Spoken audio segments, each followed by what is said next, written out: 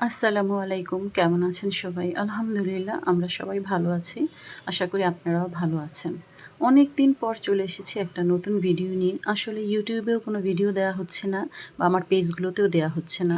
কারণ দেশের যে অবস্থান এখন চলছে, যে অরাজকতা ছিল এতটা দিন, তাতে আমরা সবাই অস্থির। আর তার সাথে অনেক বড় একটা দুর্ঘটনা আমাদের পরিবারে হয়েছে। আমার আপন ছোট দেবর মানে আমার হাসব্যান্ডের ইমিডিয়েট ছোট, সেই দেবর আমার মারা গেছেন এই ধরপাকড়ে পুলিশের। তো যাই হোক ২৮ তারিখ ছিল সেই ডেট।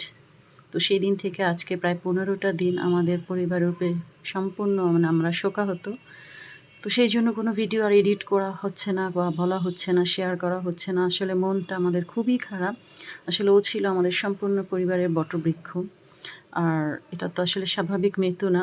কিছুটা বলা যায় এটা ছিল শহীদের মৃত্যু। মানে ও ইন্তেকাল বরণ করেছে যেকোনোভাবেই, সেটা না হয় পরেই তোমাদের সাথে শেয়ার করব। তো যাই হোক আজকে শুক্রবার, এটা কিন্তু আগের করা ভিডিও, এখন আমি এটাকে আপলোড করছি।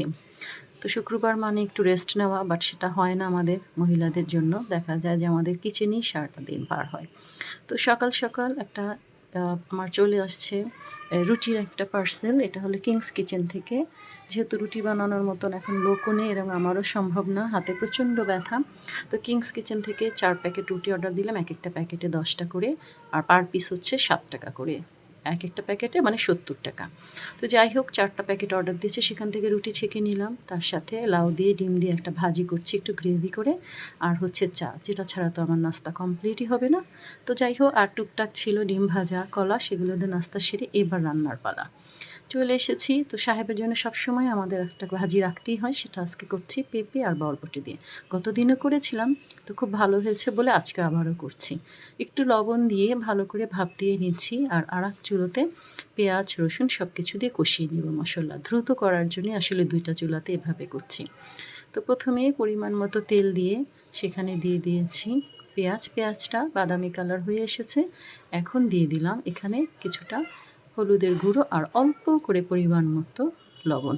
সামান্য পানিও দিতে হয়েছে, তার সাথে দেব একটু আদা বাটা আর রসুন বাটা। যেহেতু একটু গ্রেভি করে ভাজিটা করব, ভাত দিয়ে খেতে হবে, তো সেভাবেই আসলে রান্নাটা করা। আসলে রান্না-টান্না কি বলবো, ঘর গোছানো কোনো কাজেই মন বসাতে পারছি না। ওর হঠাৎ এই অকাল মৃত্যু আসলে আমরা মেনেই নিতে পারছি না। এতটাই মন খারাপ যে মানে সেটা আর ভাষায় প্রকাশ করতে পারছি না। তো যাই হোক ওর আবার ছোট, ছোট ২ টো বাচ্চা আছে। একটা এবার ইন্টার ফার্স্ট ইয়ারে আর একটা 5 এ পড়ে, মেয়ে। তো ওদের দিকে আসলে তাকানো যায় না। তারপরও কি আর করা, চলতে তো হবেই, এই হচ্ছে জীবন। যাই হোক ভাজিটা সেদ্ধ হয়ে যাওয়ার পর এবার দিয়ে দিয়েছি ফালি করা কয়েক টুকরো কাঁচামরিচ। আর সবার শেষে ধনিয়া পাতা কুচি দিয়ে নেড়েচেড়ে ভাজি কিন্তু কমপ্লিট। ইলিশ মাছ নিয়ে এসেছিল রাত্রি, সেগুলো কুটা বাছা করে রেখেছি। তো সেই জায়গায় যে মাথা কানসা যেগুলো থাকে লেজ, সেগুলো দিয়ে আজকে ডাঁটাটা রান্না করব। ডাঁটাটাও রাত্রে কেটে রেখেছিলাম, ভাপ দিয়ে রেখেছি, এখন একটু হলুদ আর লবণ দিয়ে সেদ্ধ দিলাম। আর ডাঁটার যে শাকগুলো পরিষ্কার করে বেছে নিয়ে ছোট ছোট টুকরো করে একটু লবণ দিয়ে সেদ্ধ দিয়েছি। আর এখন একটা আলু ছোট ছোট করে কেটে ডুমো ডুমো করে ভাজিতে দিয়ে দিলাম। আসলে আমি আমার মতন করে রান্নাটা করি, ভালো লাগলে তোমরাও কিন্তু এভাবে করতে পারো। সামান্য পরিমাণ, যেহেতু শাকের পরিমাণ খুব কম, সামান্য পরিমাণ পেঁয়াজ রসুন কুচি ভেজে এখন আদা বাটা রসুন বাটা অল্প করে হলুদের গুঁড়ো দিয়ে পানি দিয়ে ভালো করে কষিয়ে নিচ্ছি। ৫ থেকে ৭ মিনিট কষানোর পর ভাপ দেয়া ডাঁটা শাক আর আলু কুচিগুলো দিয়ে দিলাম। এবার ফালি করা কয়েক টুকরো কাঁচামরিচ দিয়ে দিব, যেহেতু গুঁড়ো মরিচটা আমাদের বাসায় সেরকম কেউ খায় না, শুধুমাত্র গরুর মাংসে। তো হালকা হালকা একবারে লো ফ্লেমে নেড়েচেড়ে নিচ্ছি আর দেখছি যে লবণটা হয়েছে কিনা।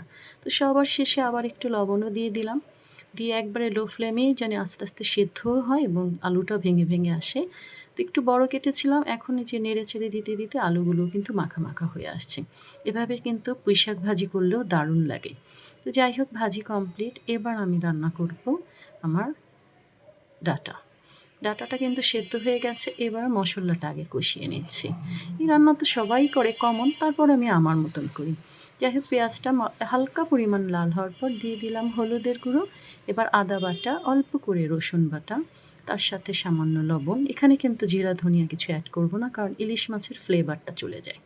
তো যাই হোক ইলিশ মাছ নিজেই তো রাজা, তাই তো বলে ইলিশ হচ্ছে মাছের রাজা। এটার ফ্লেভারটাই কিন্তু দারুণ। যাই হোক কানসাগুলো, লেজ, মাথা, ৩টা মাছ এনেছিল। অর্ধেকটা সেদিন রান্না করে খেয়েছি আর অর্ধেকটা আজকে আবার রান্না করছি। ভালো করে একবারে লো ফ্লেমে রেখে কষিয়ে নিচ্ছি। এখানেও ৫ থেকে ৭ মিনিট আমি কষিয়ে নিব। ভালো করে কষানোর পর এবার পরিমাণ মতো সেই যে ডাঁটার সেদ্ধ করা পানি সেটা দিয়ে দিচ্ছি। এবার আবারও ৫ মিনিট ভালো করে জাল দিব, কারণ বেশি নাড়াচাড়া করলে ভেঙে যাবে। আলতো, আলতো করে নাড়তে হবে। আর একবার আর আমি এটা উঠাচ্ছি না, কারণ ডাঁটাগুলো এত কচি ছিল একবারে সেদ্ধ হয়ে গেছে। তো ওভার ফ্লেমে রাখলে তো আবার চলবে না। তো এবার লো ফ্লেমে রেখেই আমি কিন্তু এবার ডাঁটাগুলো এই মাছের মধ্যেই দিয়ে দিব। সাধারণত এই মাছগুলো কষানোর পর আমি উঠিয়ে রাখি, কিন্তু আজকে আর সেটা করছি না। একবারে সেদ্ধ করো ডাঁটাগুলো আমি এর ভিতরেই দিয়ে দিলাম। এখন এটাকে আমি একবারে মিডিয়াম ফ্লেমে রেখে নাড়াচাড়া করব, একটু ঢেকে দেব এবং যখন হয়ে আসবে দেন সেখানে শুধু একটু কাঁচামরিচ অ্যাড করব। কারণ আমার বাসায় শুকনো মরিচের গুঁড়োটা কেউই খায় না, শুধুমাত্র কাঁচামরিচ দিয়ে সবগুলো তরকারি রান্না করতে হয়। মাশাআল্লাহ, দেখতে কিন্তু দারুণ হয়েছে। জানি না ক্যামেরায় কেমন আসছে, কারণ আমি এক হাতে ভিডিও করি আর এক হাতে রান্না করি।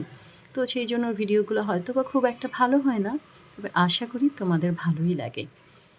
যাই হোক, দুপুরের আয়োজন কিন্তু কমপ্লিট। ডাঁটা দিয়ে ইলিশ মাছের কাটাকুটা, আর তার সাথে হচ্ছে ডাঁটা শাক ভাজি আলু দিয়ে, আর তার সাথে আছে পেঁপের বরবটি ভাজি। যাই হোক, সব কিছুর জন্য শুকর আলহামদুলিল্লাহ। সবাই ভালো থেকো, সুস্থ থেকো, সুন্দর থেকো। দেখা হবে আবার।